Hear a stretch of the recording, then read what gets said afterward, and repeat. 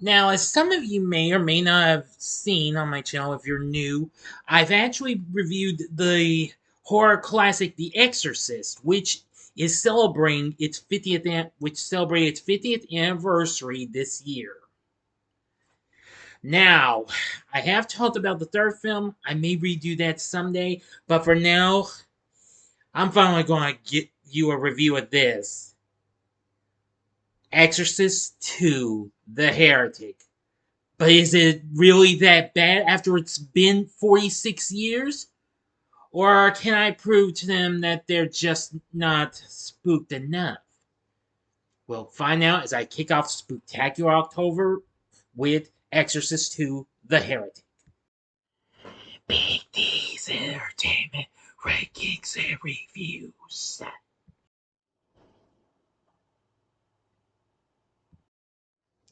So, greetings, my fellow YouTubers, and welcome to Big D's Entertainment Rankings and Reviews.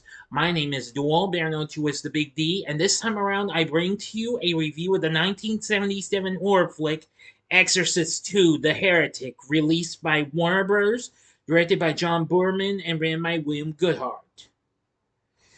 It is the second installment of the Exorcist film series and sequel to the 1973 classic, starring Linda Blair along with Richard Burton, Louise Fletcher, Max von Sydow, Kitty Wynn, Paul Henreid, and James Earl Jones. The plot is set 4 years after the first film and centers on the now 16-year-old Regan McNeil, who is still recovering from her previous demonic possession.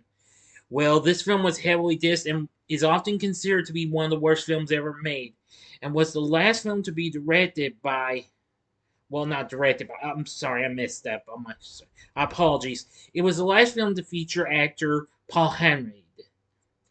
And well, it just wasn't that well received. And the next film wouldn't be coming out until 1990, which ignored the events of this film. Now, before I get started, if you haven't seen my review of The Exorcist, click on that card and it'll take you to that video in case you might miss it or see it again if you'd like. So I'm going to give you just a little bit of the story. Not all of it, though. Philip Lamont is a priest struggling with his faith and attempts to exorcise a possessed girl in Latin America who claims to heal the sick. However, the exorcism goes wrong and a lit candle sets fire to the girl's dress, killing her. Afterward, Lamont is assigned by the cardinal to investigate the death of Father Lancaster Marin, who had been killed 4 years earlier in the course of exorcising the Assyrian demon Pazuzu from Regan McNeil. The cardinal informs Lamont that Marin is facing posthumous heresy charges because of his controversial writings, as church authorities are trying to modernize and do not want to acknowledge that Satan exists. Regan, although now seemingly normal and staying with her guardian, Sharon Spencer, in New York City, continues to be mentioned at Psychiatric Institute by Dr. Jean Tuskin. Regan claims that she remembers nothing about her ordeal in D.C., but Tuskin believes that her memories are repressed. Father Lamont visits the Institute, but his attempts to question Regan about the circumstances of Marin's death are rebuffed by Tuskin, who believes that Lamont's approach would do Regan more harm than good. In an attempt to plumb her memories of the exorcism, and specifically the circumstances in which Marin died, Tuskin hypnotizes Regan, to whom she is linked by a synchronizer, a revolutionary biofeedback device used by two people to synchronize their brainwaves. After a guided tour by Sharon of the Georgetown house where the exorcism took place, Lamont returns to be coupled with Regan by the synchronizer. The priest is spirited to the past by Pazuzu to observe Marin exorcising a young boy, Kokomu, in Africa. Learning that the boy developed special powers to fight Pazuzu, who appears as a swarm of locusts, Lamont journeys to Africa, defying his superior to seek help from the adult Kokomo. Well, he has become a scientist studying how to prevent locust swarms. And Lamont learns that Pazuzu attacks people who have psychic healing abilities, and Reagan is able to reach telepathically inside the minds of others, and she uses this to help an autistic girl to speak as she waits to see Tuscan and everything like that. That's all the story I'm going to give you. I will not give you the ending and what have you. If you really want to find out, see the movie if you got what it takes to even watch it. Now, I've only seen this maybe 2 or 3 times, and I am going to say it's, well, factually okay and what have you. I don't completely hate this completely, but, well, it's just not as good as the first film.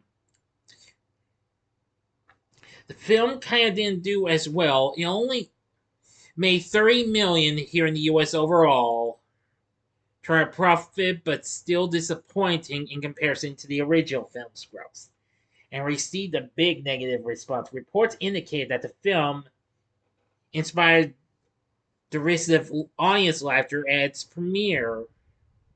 William Peter Blatty, the writer of The Exorcist itself, claimed to have been the first person to start laughing at the theater in which he saw it, only to be followed by the other patrons. According to he said, "You'd think we were watching the producers." The director of The Exorcist, William Friedkin, recalled hearing a story in which angry audience members at the film's first public performance began chasing Warner Brothers executives down the street within the first 10 minutes of the screen. Friedkin saw half an hour of the film, and he said, "I was at Technicolor, and a guy said, 'We just finished a print of Exorcist II. Do you want to have a look at it?'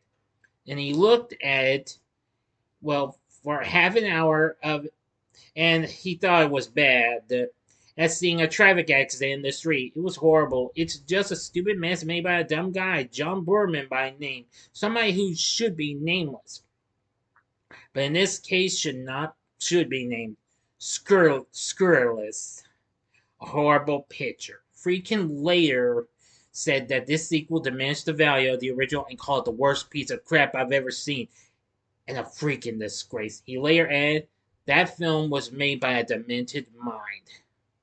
Variety wrote that the film is not as good as the first, and it isn't even close. A film critic for BBC said, "This is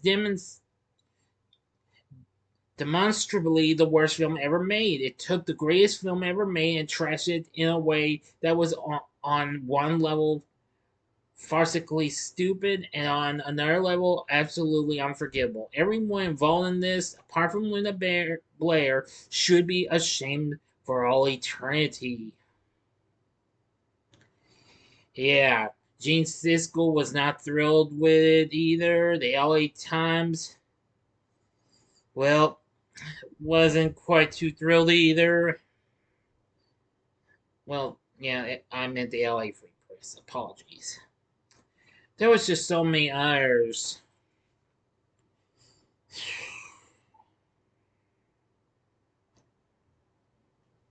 And it's gotten a big fat Rotten score of 9% on Rotten Tomatoes as of last month.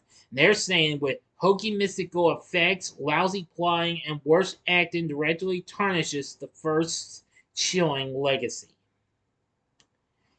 Anyway, yeah. After its release, it got released, well, on physical media. And of course, a few years back, it was released on Blu-ray in a collector's edition by Scream Factory. Now then, I don't quite like the film much, but I don't hate it 110% though. But it does have its issues though. Yeah.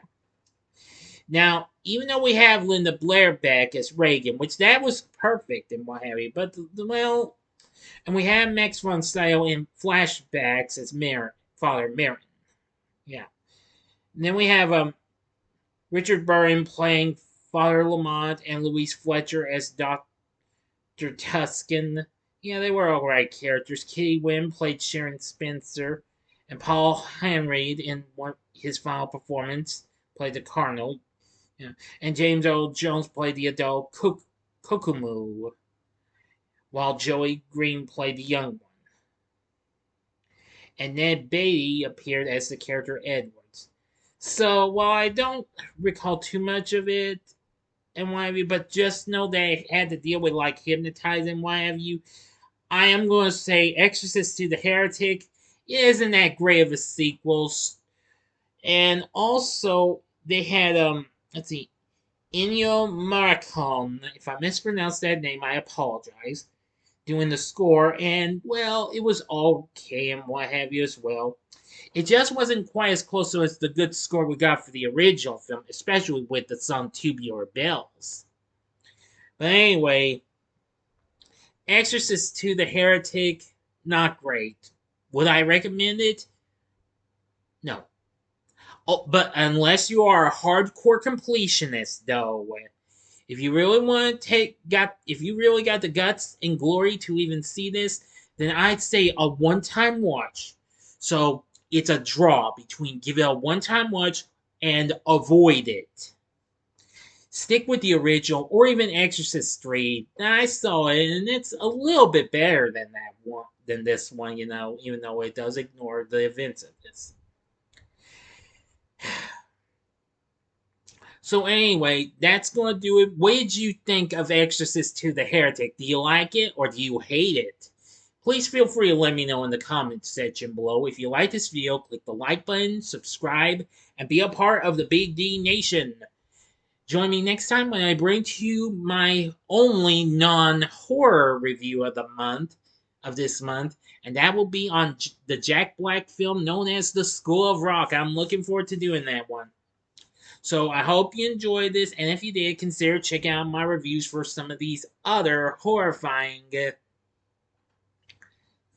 flicks and what have you. If if you like, go to the upper left hand corner and see my review of a film that came out the following year, and that was Damien Omen 2.